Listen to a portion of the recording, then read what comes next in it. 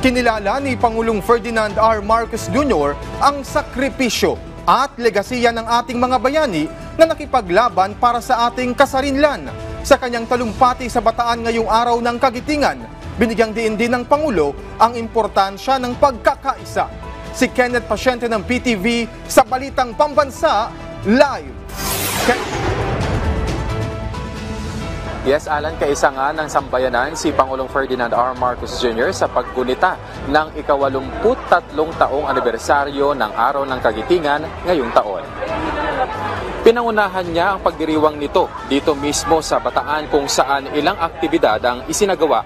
Kabilang na riyan ang pag-aalay ng Pangulo ng Bulaklak sa Dambana ng Kagitingan dito sa Mount Samat National Shrine bilang pagpupugay sa mga veteranong Pilipino at Amerikano ng ikalawang digmaang pandaigdig.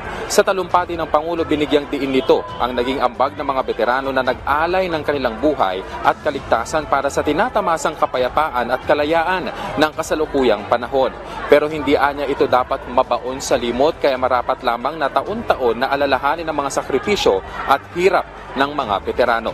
Binigyang diin ng punong ehekutibo na dapat ay dalhin ang mga natutunan sa mga karanasang nangyari sa nakaraan. Na bagaman anya ay masaklap, tiyak naman nakapupulutan ng aral. At ang aral na yan, Alan, ay ang hindi anya solusyon ang kaguluhan para lutasin ang anumang problema sa halip ay sa pamamagitan ng mapayapang pamamaraan. We celebrate the lessons that have been learned through this very terrible hardship and very terrible experience. The lessons that we learn are that the solution to war is not more war, and that the solution to war is only peace. An honorable peace that is arrived at by the different parties involved in having a hand and a voice in achieving that peace. We are a little bit disappointed to see that the world, parts of the world, and many countries in the world have yet to learn that lesson. And we hope that that peace will be brought to us soon.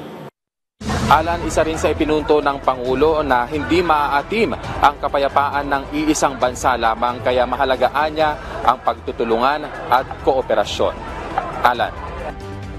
Maraming salamat, Kenneth Pasyente ng PTV.